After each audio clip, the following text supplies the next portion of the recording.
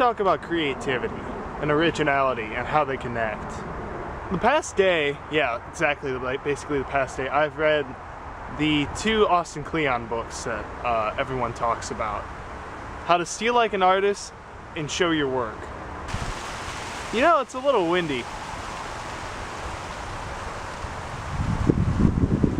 So what did I get out of reading these 2 books?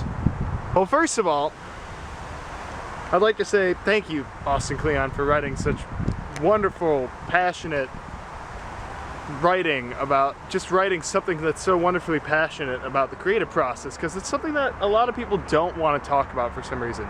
Everyone wants to believe that what they do is unique and that there's no science behind it. However, I don't think it's that simple from person to person. I agree that we are all made up of individual experiences, and basically we're just a patchwork of literally everything that we've ever experienced. But I think when it comes down to it, creativity and originality comes out of how you perceive that patchwork. I don't think it necessarily is just the patchwork itself that makes it what it is. So I think the thing that fascinates me the most about creativity is how different it is from person to person.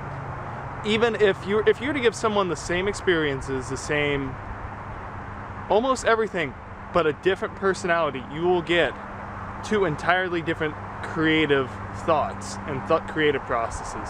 What we make out of our experiences is how we become creative. And that's why I think it is a mortal sin to be a total copycat of someone.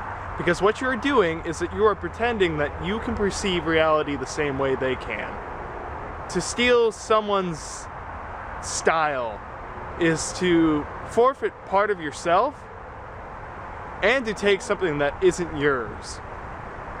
It's one thing to mimic, it's another to steal and not try to develop your own, because that's the important part. Dog. Sorry, small intrusion by a small dog. I think it was cute.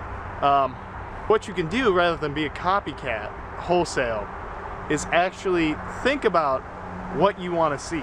And I think that is where good products come out of. Austin Kleon says in this one that good taste comes before good product. I believe that.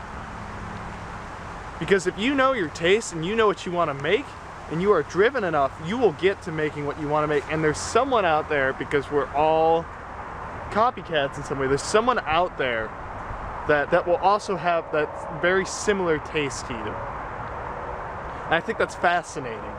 It's part of the reason why I'm working on this vlog, is because I want to develop A, my taste, B, my cinematography skills, which I don't have any of, and C, I want to work on my creative process. So I'm doing a 0 budget vlog. It's a way for me to work on my creative process and get my view out there.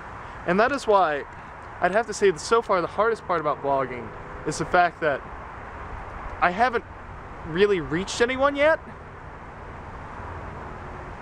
And I think that's upsetting me, because I don't want the fame, I don't want the notoriety, I want people to know my worldview and take something from it. Because I think there's something valuable in taking parts of something and then perceiving it in your own way and feeding it back. Creativity is just one giant positive feedback cycle that's been occurring since the dawn of mankind. It has been stealing bits and parts and reassembling them into something new.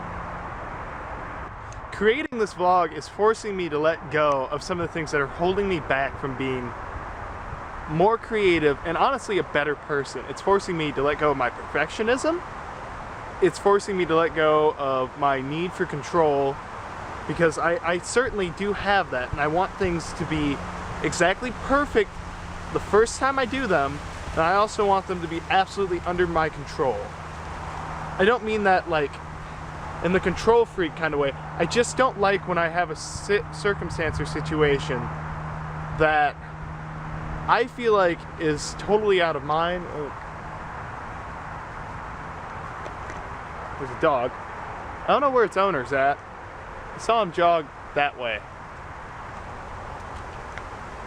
What it's also forcing me to do is to start something. Like, I have the hardest time getting myself to do something new because I refuse to start it. So by doing this, I am forcing myself to do something that was completely new and out of my comfort zone at first. So it's still kind of out of my comfort zone, but that's okay. I'm working on it. I just wanted to share my thoughts on this. I don't know if it's any good or not. I hope they are. I hope I don't go back to edit this and realize I sound like a blubbering idiot, because that would be very disappointing.